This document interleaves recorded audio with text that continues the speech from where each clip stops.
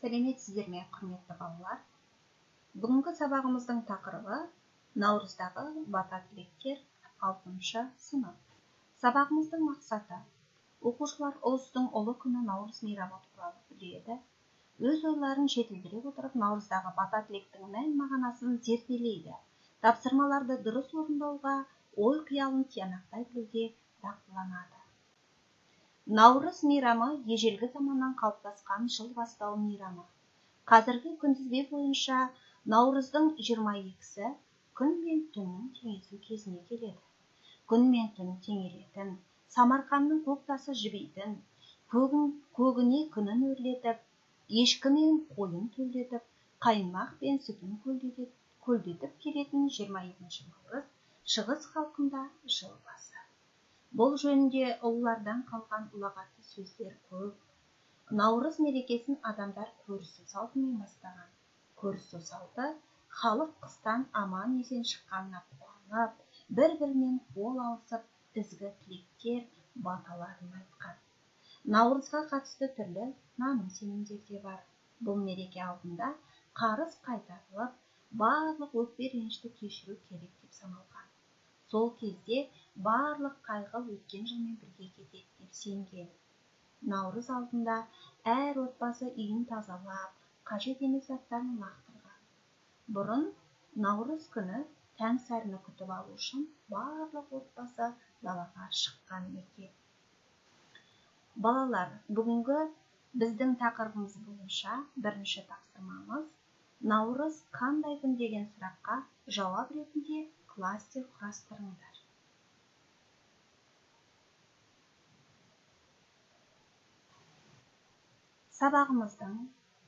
Бүгінгі сабағымыздың келесі тапсырмасы оқулықпен жұмыс. Яғни сіздер оқулықтың 155-ші бетіндегі мәтінмен толықтай танысып шығасыздар, іштеріңізден оқып. Оқып болғаннан кейін дәптерлеріңізге 3 деңгейлі тапсырманы орындайсыздар. Бірінші деңгей: әңгімеде кездесетін бата тілектерді теріп жазып аламыз. Екінші деңгейлік тапсырмада мәтінге ат қойып жоспар құрамыз.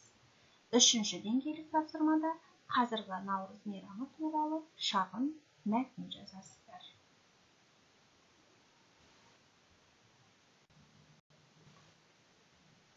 Бүгінгі сабағымыздың келесі тапсырмасы еркін жазу әдісімен орындайсыздар. Наурыз мейрамымен ата, ана немесе досыңа құттықтау хат жазамыз. Наурыз мейрамымен құттықтап. Құттықтау хаттарыңызда мәтіндерінде мөлшер үстеуді пайдаланасыздар. Мөлшер үстеулері: мөлшер үстеуі қанша, қаншама, қаншалық, қаншалап деген сұрақтарға жауап береді.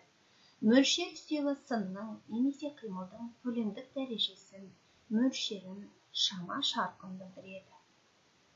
Мөлшер үстеуі етістікпен тіркесіп келгенде қимылдың шама шарқын, мөлшерін білдіреді.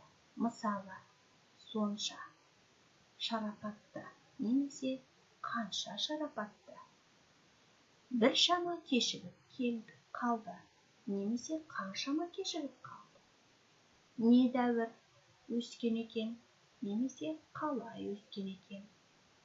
Ал сонша биік немесе қанша биік. Бір шама алыс немесе қанша алыс. Недәуір ұзақ дегенде немесе қалай ұзақ дегенде мөлшер үстеулері сын есімдермен тіркесіп, сынның мөлшерін, көлемін білдіреді. Құттықтау хаттарыңызда осы мөлшер үстеулерді пайдаланып, ата-аналарыңызға немесе достарыңызға наурыз мейрамымен құттықтау хатын орындайсыздар. Бүгінгі сабағымызда қорытындылайтын болсақ, сіздер Вен диаграммасы арқылы наурыз мейрамы мен жаңа жыл мерекесін салыстырмалы түрде орындайсыздар. Ұқсастықтары және айырмашылықтарын жазасыздар.